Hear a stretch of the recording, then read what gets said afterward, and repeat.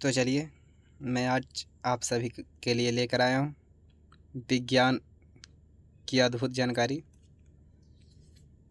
विज्ञान में हम आप सबको पहला सब्जेक्ट पढ़ाएंगे फिजिक्स, जिसका ऑब्जेक्टिव क्वेश्चन 122 को डील करेंगे। चलिए हमारे साथ जुड़े रहिए। तो चलिए स्टार्ट करते हैं। तो पहला क्वेश्चन हमारा क्या कहा था? जल की एक गोलीय बूंद में व्यास के अनुदिश आपतित प्रकाश किरण की कितनी बार अपवर्तन होगा? कितनी बार अपवर्तन होगा? एक बार होगा। ऑप्शन नंबर ए हमारा करेक्ट आंसर है। लेंस में मुख्य फोकस की संख्या होती है 2। लेंस में मुख्य फोकस की संख्या होती है 2। चलिए क्वेश्चन नंबर 3 की ओर हम लोग बढ़ते हैं। समतल दर्पण द्वारा बना प्रतिबिंब होता है। समतल दर्पण द्वारा बना प्रतिबिंब होता है। 3 का हमारा correct answer option number B हो जाएगा, काल्पनिक। चलिए क्वेश्चन नंबर 4 की ओर बढ़ते हैं। सरल सूक्ष्मदर्शी में किसका उपयोग होता है? सरल सूक्ष्मदर्शी में किसका उपयोग होता है? 4 का हमारा correct answer option number D हो जाएगा। चलिए क्वेश्चन नंबर 5 की ओर बढ़ते हैं। अवतल दर्पण में आवर्धित काल्पनिक प्रतिबिंब बनाने के लिए वस्तु को कहाँ रखा जाता है? वस्तु को पाँच का हमारा करेक्ट आंसर ऑप्शन नंबर है फोकस और ध्रुव के बीच रखा जाता है। किस दर्पण की फोकस दूरी चिन्हों की परिपाटी के अनुसार ऋणात्मक मानी जाती है? किस दर्पण की फोकस दूरी चिन्हों की परिपाटी के अनुसार ऋणात्मक मानी जाती है? 6 का हमारा correct answer option number B होगा, अवतल दर्पण। तो चलिए क्वेश्चन नंबर 7 की ओर बढ़ते हैं। निम्नलिखित में से किस लेंस को अपसारी लेंस कहते हैं? निम्नलिखित में से किस लेंस को अपसारी लेंस कहते हैं? अवतल लेंस को अपसारी लेंस कहते हैं। ऑप्शन नंबर ए हमारा करेक्ट आंसर है, अवतल लेंस को अपसारी लेंस कहते हैं। चलिए क्वेश्चन नंबर 8 की ओर बढ़ते हैं। एक अभिसारी किरण पुंज समतल दर्पण पर आपतित होती है। एक अभिसारी किरण पुंज समतल दर्पण पर आपतित होती है। किरण पुंज होगा अभिसारी। ऑप्शन नंबर बी हमारा करेक्ट आंसर है। किसी समतल दर्पण द्वारा आवर्धन होता है। किसी समतल द्वारा आवर्धन होता +1। ऑप्शन नंबर ए हमारा करेक्ट आंसर है 9 का। चलिए क्वेश्चन नंबर 10 की ओर बढ़ते हैं। निम्नलिखित में से किस दर्पण द्वारा किसी वस्तु का आभासी प्रतिबिंब बनता है? निम्नलिखित में से किस दर्पण द्वारा किसी वस्तु का आभासी प्रतिबिंब बनता है? आभासी प्रतिबिंब मिल सकता है। 10 का हमारा करेक्ट आंसर इनमें से सभी। समतल दर्पण से, उत्तल दर्पण से, अवतल दर्पण से, तीनों से मिल सकता है। ऑप्शन नंबर डी हमारा करेक्ट आंसर है। चलिए क्वेश्चन नंबर 11 की ओर बढ़ते हैं। आकाश का नीला रंग होना किस परिघटना का परिणाम है? आकाश का नीला रंग होना किस परिघटना का परिणाम है? 11 का हमारा correct answer option number C हो जाएगा, परिकिरण। चलिए 12 नंबर क्वेश्चन। विरल माध्यम से सघन माध्यम में जाती हुई किरण मुड़ जाती है। विरल माध्यम से सघन माध्यम में जाती हुई किरण मुड़ जाती है अभिलंब की ओर। ऑप्शन नंबर ए हमारा करेक्ट आंसर है। 13 क्या कहा था? निम्नलिखित में से किस लेंस की फोकस दूरी धनात्मक होती है? निम्नलिखित में से किस लेंस की फोकस दूरी धनात्मक होती है? उत्तल लेंस की। ऑप्शन नंबर ए हमारा करेक्ट आंसर है। चलिए क्वेश्चन नंबर 14 की ओर बढ़ते हैं। चिन्हों के निर्देशांक परिपाटी में धनात्मक फोकस दूरी होती है। चिन्हों की निर्देशांक परिपाटी में धनात्मक फोकस दूरी होती है उत्तल लेंस और उत्तल दर्पण की। उत्तल लेंस की और उत्तल दर्पण की। हमारा आंसर हो जाएगा डी, ए और बी दोनों के। क्वेश्चन नंबर 15 क्या कहता है? निर्देशांक चिन्ह परिपाटी में सभी दूरियां मापी जाती है। निर्देशांक चिन्ह परिपाटी में सभी दूरियां मापी जाती है। 15 का हमारा करेक्ट आंसर बी हो जाएगा, ध्रुव से। ऑप्शन नंबर बी हमारा करेक्ट आंसर है। चलिए क्वेश्चन नंबर 16 की ओर बढ़ते हैं। सघन माध्यम के विरल माध्यम में गमन करने पर आपतन कोण और अपवर्तन कोण आर में क्या संबंध है? आर में क्या संबंध है? आई से बड़ा होता है आर कौन है? अपवर्तन कोण। और आई कौन है? आपतन कोण। तो बोलिए अपवर्तन कोण से अपवर्तन कोण छोटा होता है आपतन कोण से। 16 का हमारा correct answer option number C हो जाएगा। चलिए क्वेश्चन नंबर 17 की ओर बढ़ते हैं। निम्न में से कौन सा पदार्थ लेंस बनाने के लिए प्रयुक्त नहीं किया जा सकता? निम्न में से कौन सा पदार्थ लेंस बनाने के लिए प्रयुक्त नहीं किया जा सकता? निम्न में से कौन सा पदार्थ लेंस बनाने के लिए प्रयुक्त नहीं किया जा सकता है? 17 का हमारा करेक्ट आंसर मिट्टी हो जाएगा। ऑप्शन नंबर डी हमारा करेक्ट आंसर है। चलिए क्वेश्चन नंबर 18 की ओर बढ़ते हैं। क्वेश्चन नंबर 18 क्या कहता है? एक उत्तल लेंस की क्षमता एक डायोप्टर है तो उस लेंस की फोकस दूरी है। एक उत्तल लेंस की क्षमता एक डायोप्टर है तो उस लेंस की फोकस दूरी है +100 centimetre. +100 centimetre. Option number C हमारा करेक्ट आंसर है। तो चलिए क्वेश्चन नंबर 19 की ओर बढ़ते हैं। क्वेश्चन नंबर 19 क्या कहता है? किसी बीम का वास्तविक तथा समान साइज का प्रतिबिंब किसी बीम का वास्तविक तथा समान साइज का प्रतिबिंब प्राप्त करने के लिए बीम को उत्तल लेंस के सामने कहाँ रखना चाहिए? फोकस दूरी की दुगनी पर। फोकस दूरी की दुगनी पर। तो चलिए क्वेश्चन नंबर 20 की ओर हम लोग बढ़ते हैं। क्वेश्चन नंबर 20 क्या कहता है? क्वेश्चन नंबर 20 हम लोग का क्या कहता है? किसी गोलीय दर्पण तथा किसी पतले गोलीय लेंस दोनों की फोकस दूरियां -15 सेंटीमीटर है। दर्पण तथा लेंस संभवतः है। फिर से पढ़ते हैं क्वेश्चन 20 क्या कहता है? किसी गोलीय दर्पण तथा किसी पतले गोलीय लेंस दोनों की फोकस दूरियां -15 सेंटीमीटर है। दर्पण तथा लेंस संभव है दोनों अवतल पर। दोनों अवतल। ऑप्शन नंबर ए हमारा करेक्ट आंसर है। चलिए क्वेश्चन नंबर 21 की ओर बढ़ते हैं।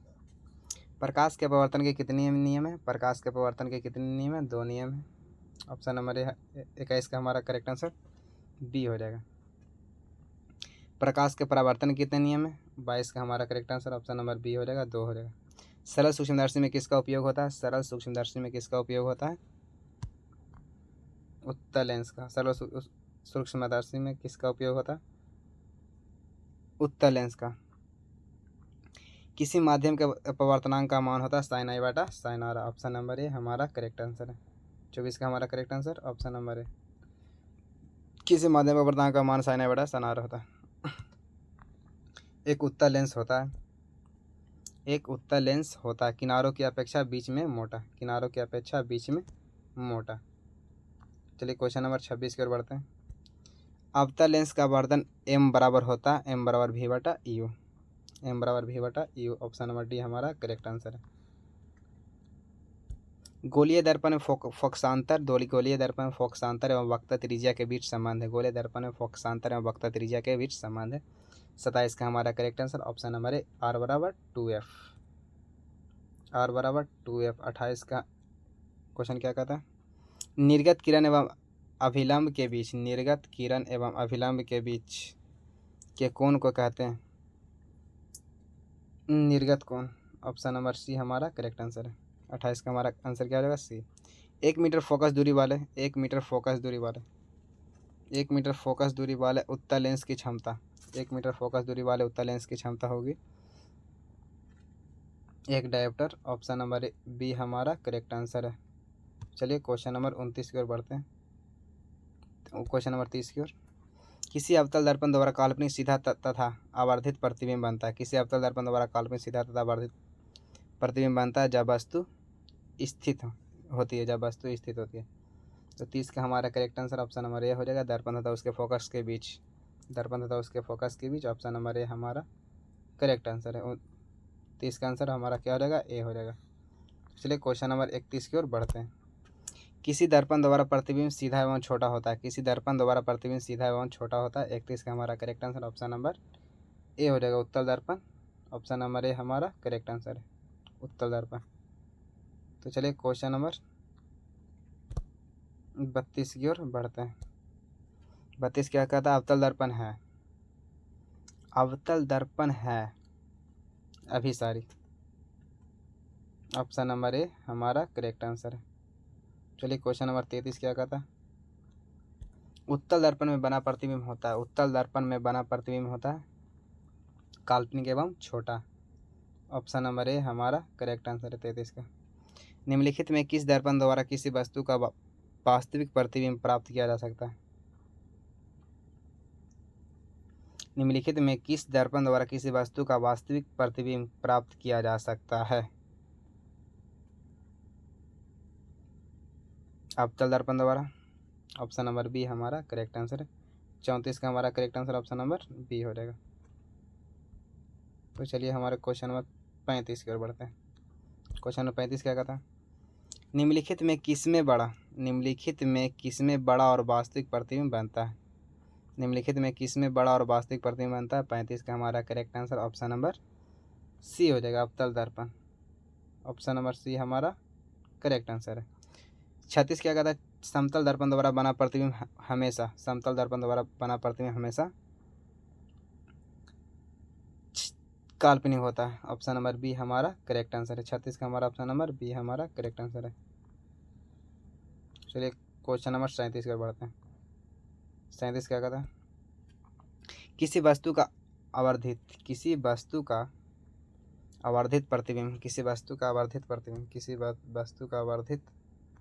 प्रतिबिंब बनता है। किसी वस्तु का आवर्धित प्रतिबिंब से बनता है अवतल दर्पण से। ऑप्शन नंबर ए हमारा करेक्ट आंसर है। काल्पनिक प्रतिबिंब हमेशा 38 का आंसर क्या हो जाएगा, सीधा होता है। ऑप्शन नंबर ए हमारा करेक्ट आंसर है 38 का। चलिए क्वेश्चन नंबर 39 की ओर बढ़ते हैं। किसी दर्पण में हमेशा आभासी और छोटा प्रतिबिंब बनता है। किसी दर्पण में हमेशा आभासी और छोटा प्रतिबिंब बनता है, तो वो होता है उल्टा होता है, वो होता है उत्तल दर्पण। तो वो होता है उत्तल दर्पण। ऑप्शन नंबर बी हमारा करेक्ट आंसर है। निम्न में से किस दर्पण की फोकस दूरी धनात्मक होती है। निम्न में से किस दर्पण की फोकस दूरी धनात्मक होती है। निम्न में से किस दर्पण की फोकस दूरी धनात्मक होती है, उत्तल दर्पण के। ऑप्शन नंबर बी हमारा करेक्ट आंसर है।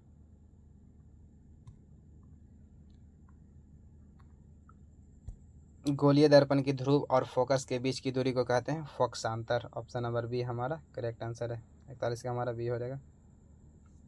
42 का तब जी आर बराबर है आर एवं फोकस दूरी एफ बराबर में संबंध क्या है, बराबर r/2, एफ बराबर r/2।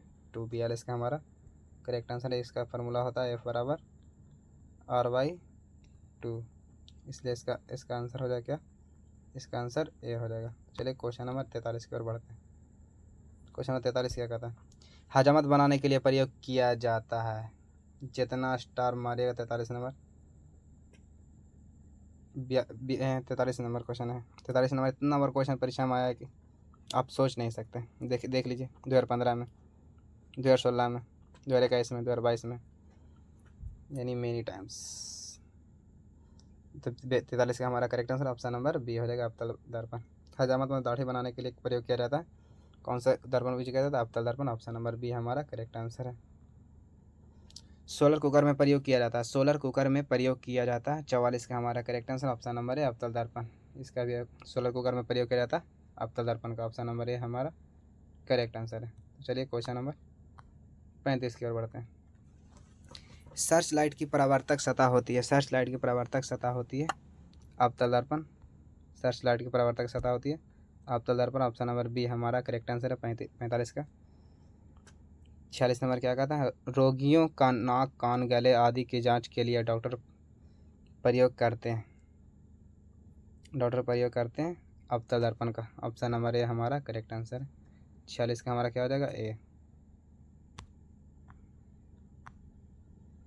47 क्या कहता है,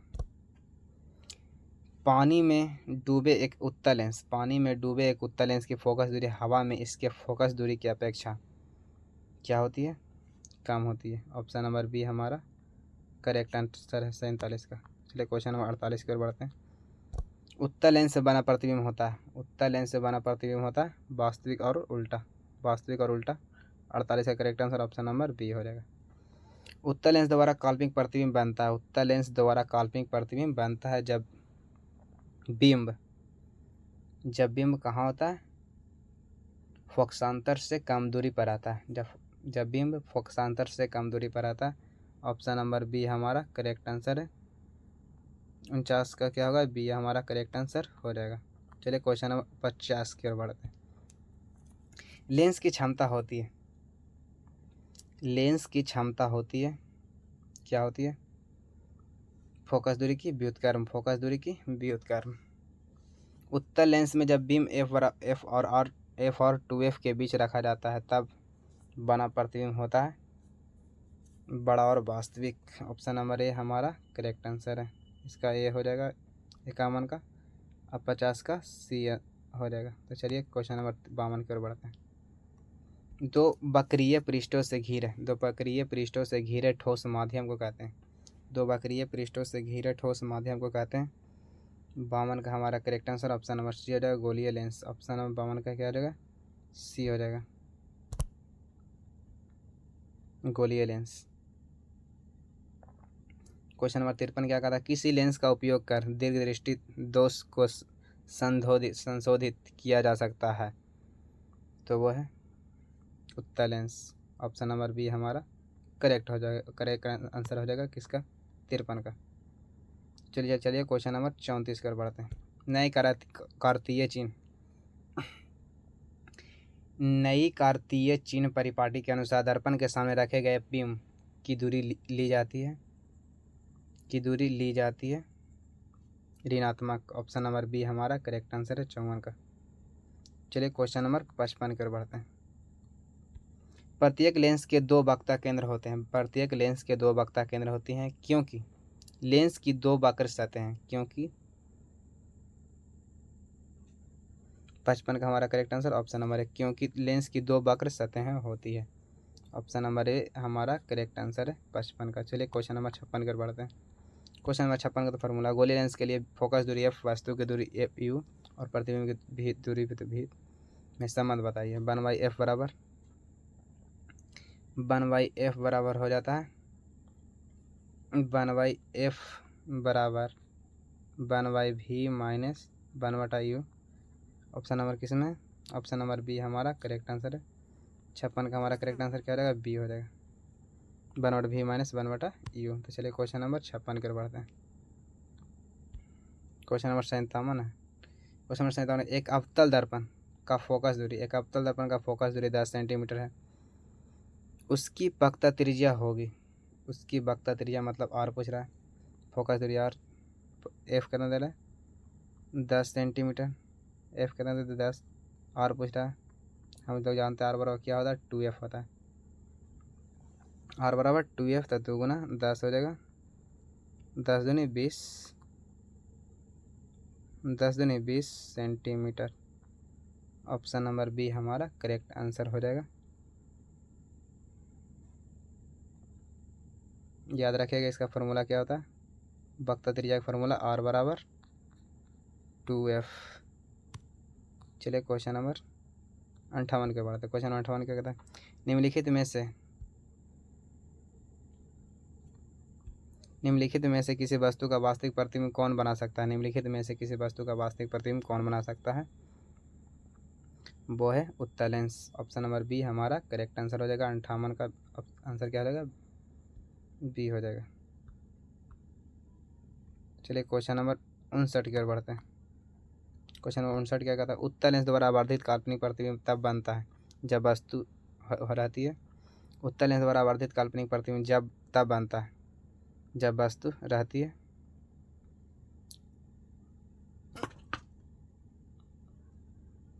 फोकस और लेंस के बीच, ऑप्शन नंबर बी हमारा करेक्ट आंसर हो जाएगा 59 का।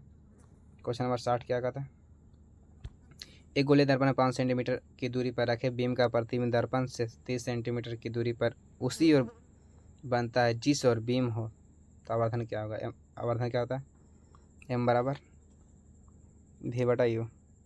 v/u, इसमें v कौन सा है, v/u,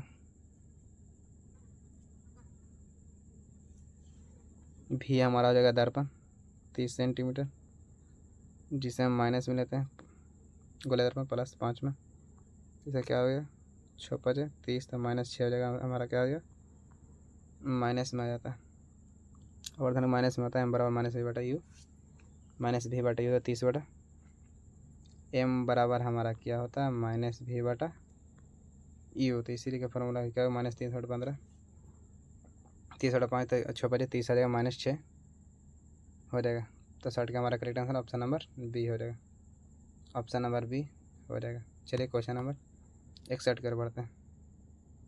क्वेश्चन नंबर 61 की ओर बढ़ते हैं। क्वेश्चन नंबर 61 क्या कहा था? एक उत्तल लेंस से 30 सेंटीमीटर की दूरी पर एक बीम रखी गई है। लेंस से बराबर दूरी पर वास्तविक प्रतिबिंब बनता है। लेंस की फोकस दूरी है 15 सेंटीमीटर। एफ बराबर क्या पूछा? लेंस दे दिया एफ बराबर R/2। फोकस दूरी पूछा, तार का मान कितना 30, इसका मान 2, आंसर कितना 15 सेंटीमीटर आ जाएगा। चलिए क्वेश्चन नंबर 62 की ओर बढ़ते हैं। बराबर सोल्यूशन भी करा है वहाँ पर देखिए। क्वेश्चन नंबर 62 क्या कहता है? एक उत्तल लेंस की फोकस दूरी 20 सेंटीमीटर। लेंस की क्षमता होगी। लेंस की क्षमता आराम से हो जाएगी, +5 डायोप्टर हो जाएगी। ऑप्शन नंबर सी हमारा करेक्ट आंसर है। चलिए क्वेश्चन नंबर 63 को बढ़ते हैं। एक लेंस की क्षमता -5 डायोप्टर है, इसकी फोकस दूरी होगी। इसकी फोकस दूरी हमारा -20 सेंटीमीटर हो जाएगी। क्षमता किसका था? आवर्धन का मात्रक क्षमता था डायोप्टर। -20 से फोकस दूरी हो जाएगी। चलिए क्वेश्चन नंबर 64 की ओर बढ़ते हैं। क्वेश्चन नंबर 64 की ओर बढ़ते हैं।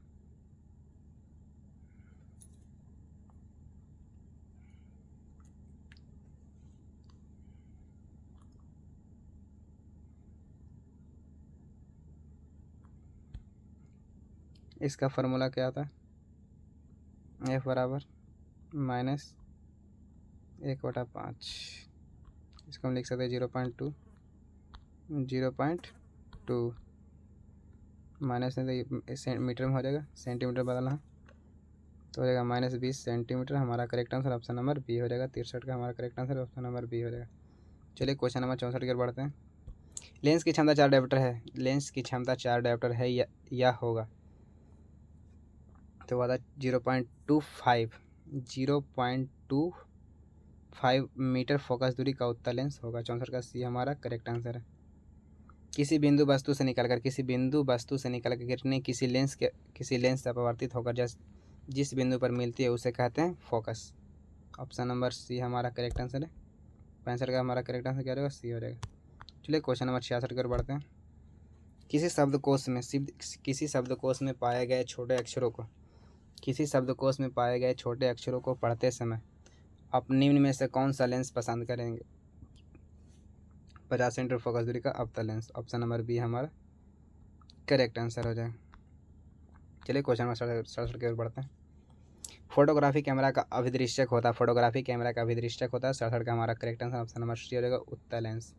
क्वेश्चन नंबर 68 क्या कहता है? प्रकाश तरंग का उदाहरण है परावैंगिक तरंग। ऑप्शन नंबर सी हमारा करेक्ट आंसर हो जाएगा 68 का, और 67 का हमारा correct answer option number C दोनों का हो जाएगा। तो चलिए क्वेश्चन नंबर 69 की ओर बढ़ते हैं। क्वेश्चन नंबर 69 क्या कहता है? दंत विशेषज्ञ किस दर्पण का उपयोग मरीजों के दांतों का बड़ा प्रतिबिंब देखने के लिए करता है? अवतल दर्पण। ऑप्शन नंबर बी हमारा करेक्ट आंसर हो जाएगा 69 का, ऑप्शन नंबर बी हमारा करेक्ट आंसर। चलिए क्वेश्चन नंबर 70 की बढ़ते हैं। कौन सा लेंस अपसारी लेंस भी कहलाता है? अवतल लेंस। हम लोगों ने अभी तक 122 क्वेश्चन में से 70 क्वेश्चन कर चुके हैं। मात्र बचा है कितना क्वेश्चन? 52 क्वेश्चन और बचा है। तो चलिए, जब तक है सांस तब तक अविनाश, साथ में चलिए। क्वेश्चन नंबर 71 क्या कहता है? एक प्रयोग में अवतल दर्पण द्वारा किसी बीम का प्रतिबिंब एक पर्दे पर प्राप्त किया जाता है। दर्पण की फोकस दूरी को निर्धारित करने के लिए प्रयोगकर्ता को मापने की ज़रूरत है।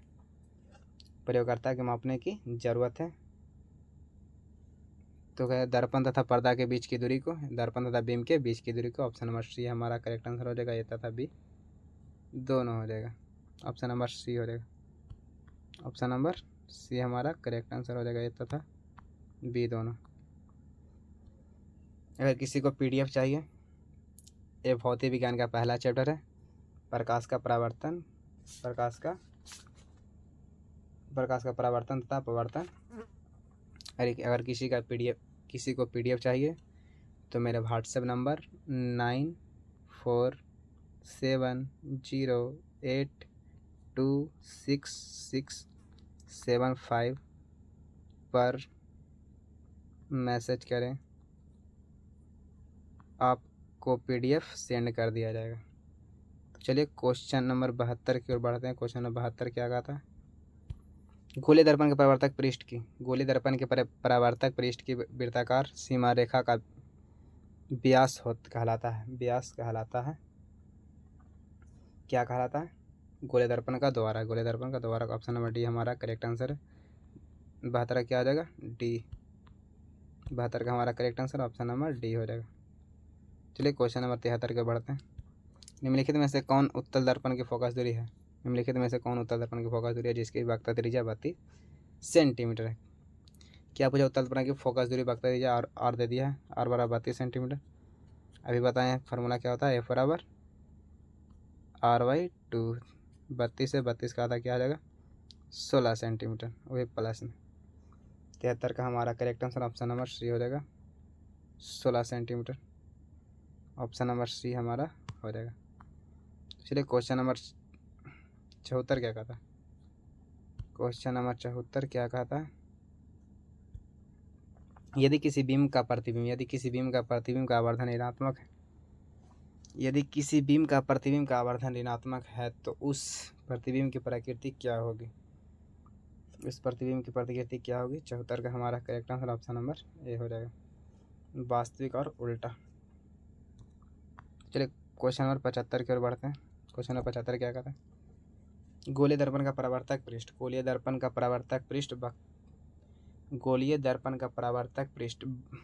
वक्रित हो सकता है। 75 का हमारा correct answer option number C हो जाएगा, अंदर या बाहर की ओर। 75 का हमारा correct answer option number C हो जाएगा। वह गोलीय दर्पण जो अंदर की तरफ वक्रित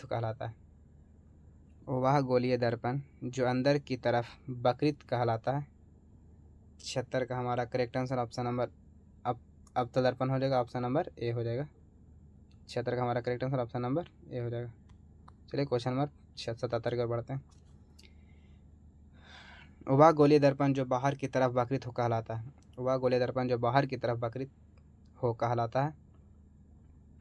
उत्तल दर्पण ऑप्शन नंबर सी हमारा हो जाएगा।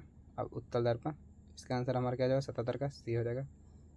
क्वेश्चन नंबर 78 के बढ़ते हैं। गोलीय दर्पण के परावर्तक पृष्ठ के केंद्र को दर्पण का कहा जाता है। ध्रुव। ऑप्शन नंबर बी हमारा करेक्ट आंसर हो जाएगा। 78 का हमारा कितना हो जाएगा? बी हमारा हो जाएगा। चलिए क्वेश्चन नंबर 79 की ओर बढ़ते हैं। गोलीय दर्पण का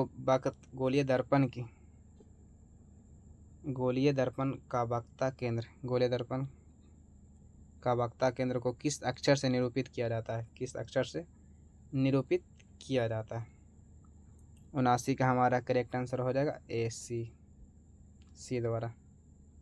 ऑप्शन नंबर ए हमारा करेक्ट आंसर है। किसी लेंस द्वारा उत्पन्न आवर्धन का ऐसा ही मात्रक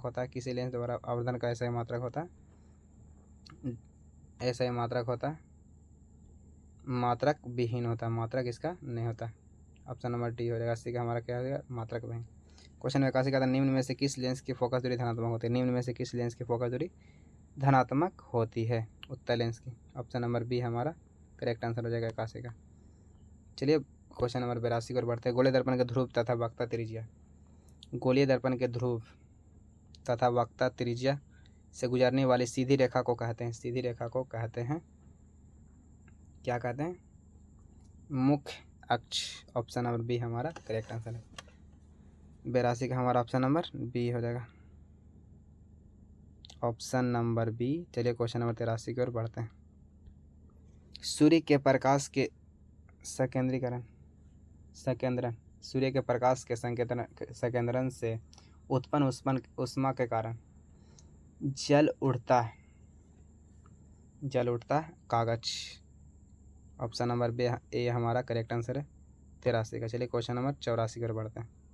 क्वेश्चन नंबर 84 क्या कहता है, किसी दर्पण से हमेशा वस्तु से छोटा प्रतिबिंब प्राप्त होता है। किसी दर्पण से हमेशा वस्तु से छोटा प्रतिबिंब प्राप्त होता है, वह है उत्तल।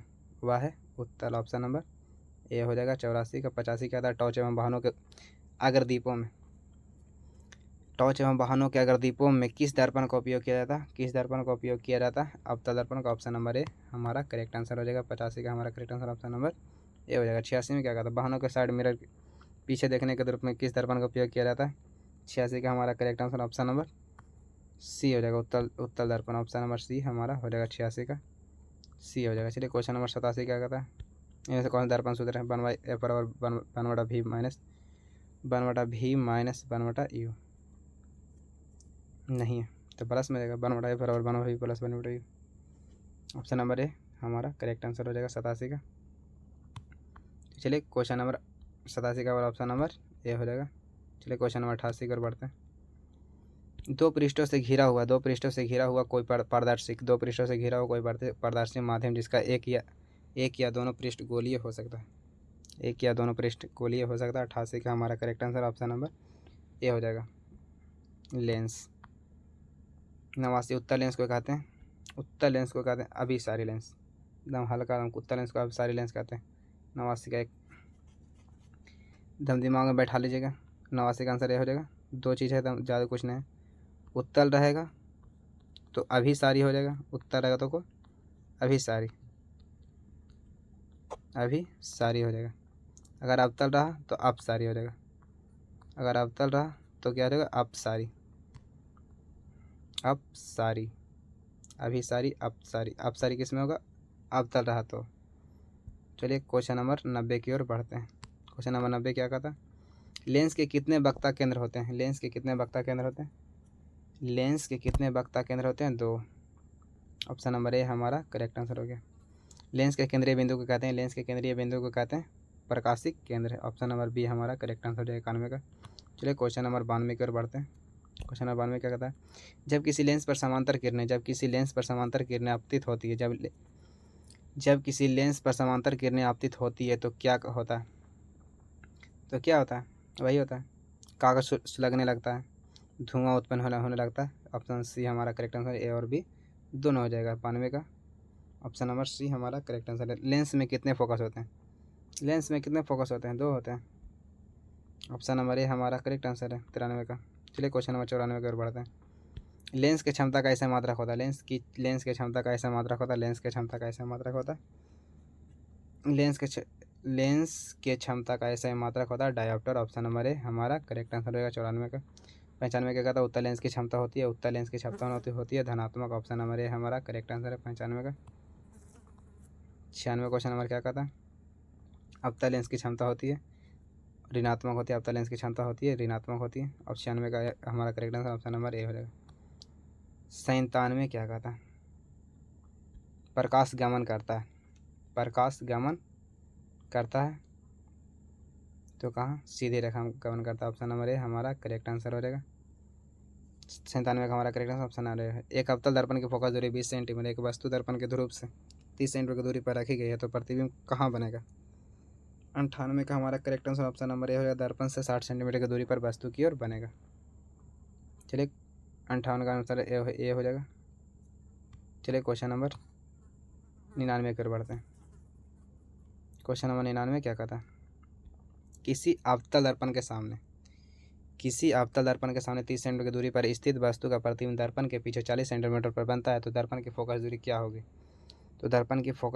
होगी। 99 का हमारा correct answer option number B हो जाएगा, 120 सेंटीमीटर हो जाएगा। चलिए क्वेश्चन नंबर 100 की ओर बढ़ते हैं। एक गोलीय दर्पण की वक्ता त्रिज्या 20 सेंटीमीटर है। अभी बताएं, एक गोलीय दर्पण की वक्ता त्रिज्या 20 सेंटीमीटर, वक्ता त्रिज्या मतलब आर 20 सेंटीमीटर है। हमसे क्या पूछ रहा है, फोकस दूरी एफ बराबर R/2 20 का था 10 सेंटीमीटर। ऑप्शन नंबर ए हमारा करेक्ट आंसर होगा 100 का। ऑप्शन 100 का हमारा करेक्ट आंसर ऑप्शन नंबर ए हो जाएगा। चलिए क्वेश्चन नंबर 101 की ओर बढ़ते हैं। क्वेश्चन नंबर 101 क्या कहता है, जिस वस्तु से प्रकाश निकलता है उसे क्या कहते हैं? जिस वस्तु से प्रकाश निकलता है उसे कहा जाता है प्रकाश स्रोत। ऑप्शन नंबर ए हमारा करेक्ट आंसर हो जाएगा। 101 का एक ए हो जाएगा। प्रकाश की किरणें, प्रकाश की किरणों के समूह को कहते हैं किरण पुंज। प्रकाश की किरणों के समूह को कहते हैं किरण पुंज। 102 का हमारा correct answer option number B हो जाएगा। चलिए क्वेश्चन नंबर 103 की ओर बढ़ते हैं। क्वेश्चन नंबर 103 क्या कहता है? प्रकाश की किरणों, प्रकाश की किरणों का पथ, प्रकाश की किरणों का पथ दर्शाने वाले चित्रों को कहा जाता है। प्रकाश की किरणों का पथ दर्शाने वाले चित्रों को कहा जाता है। 103 का हमारा करेक्ट आंसर ऑप्शन नंबर ए हो जाएगा। किरण आरेख कहा जाता है। 103 का हमारा correct answer option number A किरण आरेख। आवर्धन का ऐसा मात्रक, आवर्धन का ऐसा मात्रक हो जाता है इनमें से कोई नहीं। मीटर होगा न 92 मीटर, 92 मीटर स्क्वायर होता है। चलिए क्वेश्चन नंबर 105 की ओर बढ़ते हैं। उत्तल दर्पण के सामने एक वस्तु को रखा गया है। उत्तल दर्पण के सामने एक वस्तु को रखा गया है जिसका प्रतिबिंब की प्रकृति कैसे होगी? जिसका प्रतिबिंब की प्रकृति कैसे होगी? काल्पनिक होगी। 105 का हमारा करेक्ट आंसर ऑप्शन नंबर ए हो जाएगा। चलिए क्वेश्चन नंबर 106 की ओर बढ़ते हैं। किसी लेंस की क्षमता -2 डायोप्टर है। किसी लेंस की क्षमता -2 डायोप्टर है। इसकी फोकस दूरी होगी, इसकी फोकस दूरी ज्ञात करने के लिए क्या करना पड़ेगा? -1/2, तो जिसको क्या लिखेंगे 0.5 लिखेंगे, -0.5 लिखेंगे। V/I होता ना, इसका 0.5 लिखा है मीटर। सही, 0.5 ऑप्शन नंबर डी हमारा करेक्ट आंसर हो जाएगा। 106 का हमारा correct answer option number C हो जाएगा।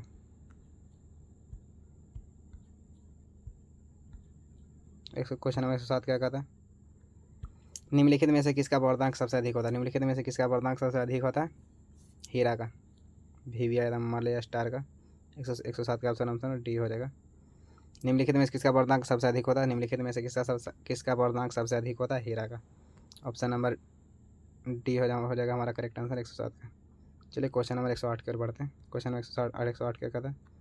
निम्नलिखित में से किस लेंस की अभिसारी लेंस कहा जाता है? अभी बताएं निम्नलिखित में से किस लेंस को अभिसारी लेंस कहा जाता है? उत्तल लेंस को कहा जाता है। अपसारी बोला तो अपतल लेंस कहा जाता है। 108 का हमारा करेक्ट आंसर ऑप्शन नंबर ए हो जाएगा।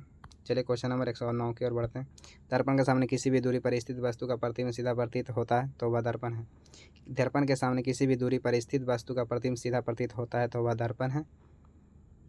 वह दर्पण है या तो समतल अथवा या तो उत्तल, या तो समतल अथवा या तो उत्तल। 109 का हमारा correct answer option number D हो जाएगा। चलिए क्वेश्चन नंबर 110 की ओर बढ़ते हैं। अब हम सबका सिर्फ 13 क्वेश्चन बचा हुआ, 122 में से 13 क्वेश्चन बचा हुआ, मंजिल की ओर पहुँचने ही वाले।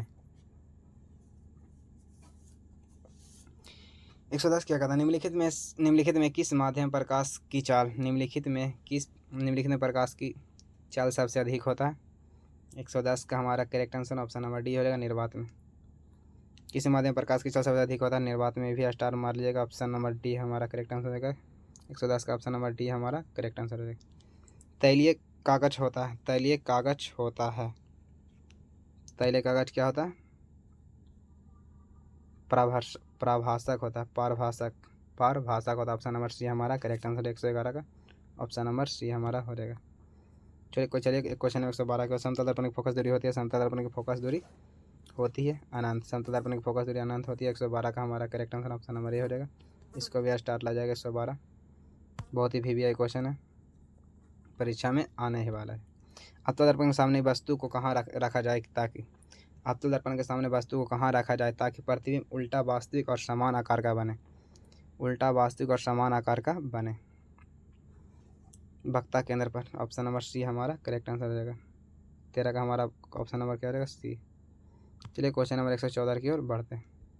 उत्तल दर्पण से बना काल्पनिक प्रतिबिंब होता है, उत्तल दर्पण से बना काल्पनिक प्रतिबिंब होता है, उत्तल दर्पण से बना काल्पनिक प्रतिबिंब होता है। 114 का हमारा correct answer option number C और सीधा एवं हर्षित, सीधा एवं हर्षित। क्वेश्चन नंबर 115 क्या कहता है? निम्न में कौन सा पदार्थ लेंस के लिए प्रयुक्त नहीं किया जा सकता?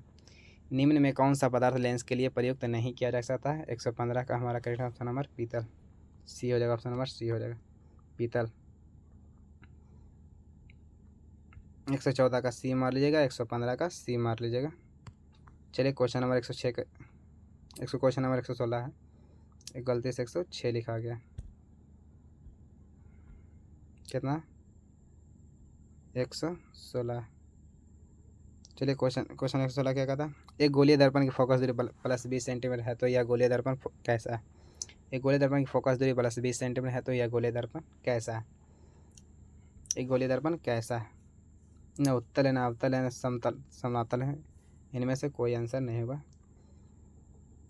इनमें से कोई आंसर नहीं होगा। ऑप्शन नंबर डी हमारा करेक्ट आंसर हो जाएगा। ऑप्शन नंबर डी हमारा करेक्ट आंसर हो जाएगा। 106 का हमारा क्या क्या हो जाएगा आंसर? ऑप्शन नंबर डी हो जाएगा। चलिए क्वेश्चन नंबर 17 की ओर बढ़ते हैं। तालाब का जल कम गहरा दिखाई देने का कारण है। तालाब का जल कम गहरा दिखाई देने का कारण है।